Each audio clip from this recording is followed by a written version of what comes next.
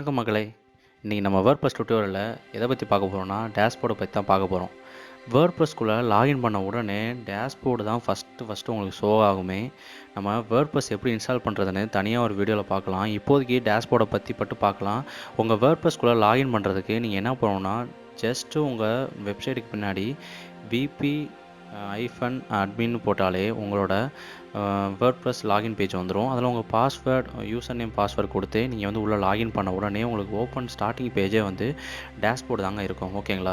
டேஷ்போர்டுக்கு மேலே என்ன இருக்குன்னா, ஒரு டூல் பார் கொடுத்துருப்பாங்க. அந்த டூல் பாரில் நிறைய ஆப்ஷன்ஸ் கொடுத்துருப்பாங்க.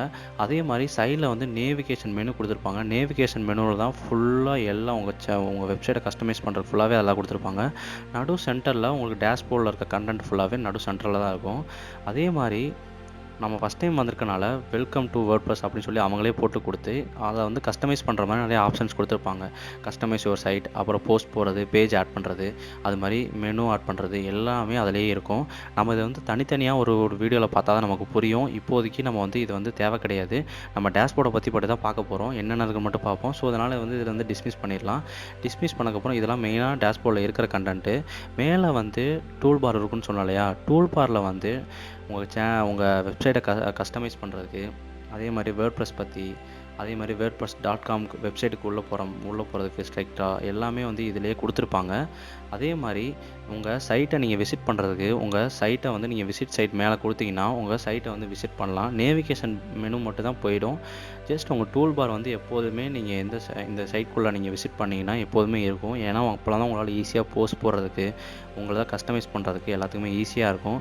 ஸோ திரும்பி வந்து நம்ம வந்து அதே நேமை கிளிக் பண்ணிக்கலாம். திரும்பி அதிலே டேஷ்போர்டுன்னு காட்டும். ஸோ திரும்பி வந்து டேஷ்போர்டுக்கு வந்துருங்க. டேஷ்போர்டுக்கு வந்ததுக்கப்புறம் சைடில் வந்து அங்கே மேலே பார்த்தீங்கன்னா அந்த 1ன்னு போட்டு காட்டுதா, அப்போனா நமக்கு வந்து அப்டேட் வந்திருக்கு அப்படின்னு அர்த்தம்.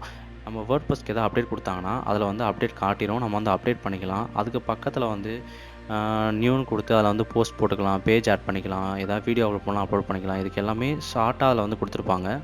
நம்ம சைடில் போனால் நமக்கோட ப்ரொஃபைல் இருக்கும். ப்ரொஃபைலில் வந்து நம்ம வேணும்னா நம்ம ப்ரொஃபைலை எடிட் பண்ணிக்கலாம்.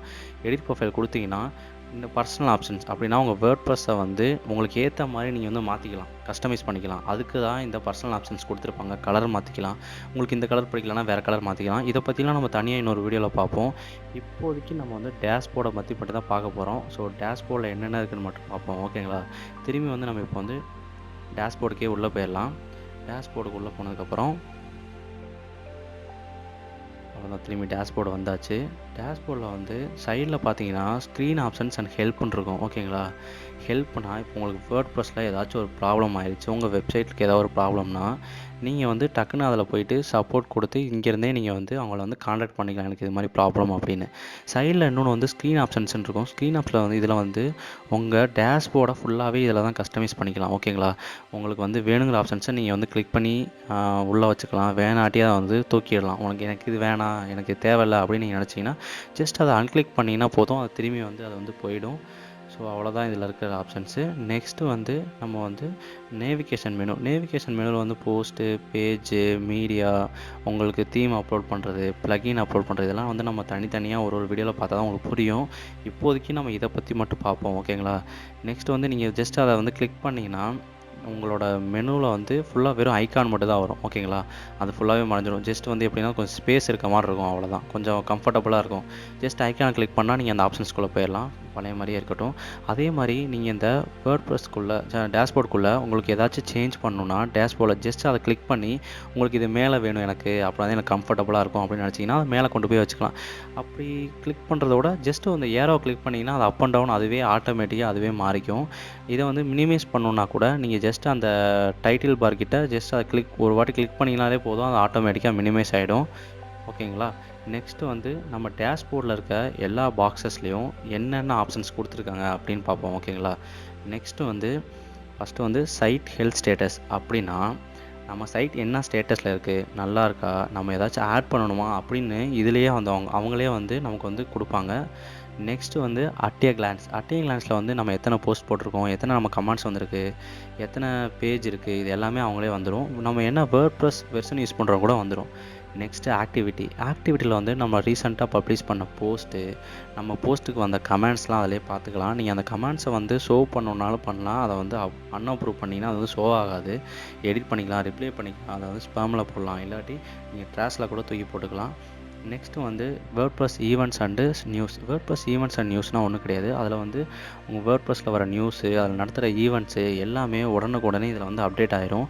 அதுக்கு தான் இந்த டேஷ்போர்ட்லேயே வந்து கொடுத்துருப்பாங்க. உங்களுக்கு வேணும்னா அதை நீங்கள் டக்குன்னு பார்க்கலாம். அடுத்து எனக்கு இருக்கிற ரொம்ப பிடிச்ச ஒரு ஆப்ஷன் என்னென்னா குயிக் டிராஃப்ட்னா என்ன ஒன்றும் இல்லை. நீங்கள் இப்போ திடீர்னு ஏதாவது டேஷ்போர்டில் இருக்கும்போது உங்களுக்கு ஏதாச்சும் ஒரு ஐடியா தோணுது, ஏதாச்சும் ஒரு போஸ்ட்டை பற்றி போகணும்னு நினச்சிங்கன்னா ஜஸ்ட்டு நீங்கள் டைட்டில் கொடுத்து உங்களுக்கு என்ன அப்போ தோணுதோ அப்போ எழுதி நீங்கள் வந்து டிராஃப்டில் போட்டு சேவ் பண்ணி வச்சுக்கலாங்க.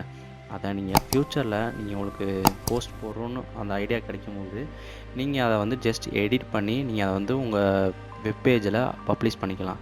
இதுதான் இதில் இருக்க ஒரு எனக்கு பிடிச்ச ஆப்ஷன். நெக்ஸ்ட்டு அது நம்ம வந்து எந்த டேட்டில் நம்ம அதை டிராஃப்ட் பண்ணி சேவ் பண்ணி வச்சோன்னு கூட அதில் காட்டிடும். இவ்வளோ தாங்க டேஷ்போர்ட். ஓரளவுக்கு டேஷ்போர்டில் இருக்கிறத பற்றி உங்கள் எல்லாத்துக்கும் தெளிவாக நான் சொல்லிட்டேன். நம்ம அடுத்த வீடியோவில் போஸ்ட்டு அண்ட் பேஜஸ் பற்றி பார்க்கலாம். ஸோ மறக்காமல் நம்ம சேனலை சப்ஸ்கிரைப் பண்ணிக்கங்க. அப்படியே பக்கத்தில் இருக்க பெல் ஐக்கனை கிளிக் பண்ணி ஆலில் போட்டுக்கோங்க. அப்போனா தான் நான் போடுற அடுத்தடுத்த வீடியோ உங்களுக்கு ரீச் ஆகிட்டே இருக்கும். மறக்காமல் நம்ம சேனலுக்கு சப்போர்ட் பண்ணுங்கள். உங்கள் ஃப்ரெண்ட்ஸ் எல்லாத்துக்குமே ஷேர் பண்ணுங்கள். அது வரைக்கும் பாய் ஃப்ரம் பீடியா டெக் தமிழ். நம்ம நெக்ஸ்ட் வீடியோவில் சந்திக்கலாம்.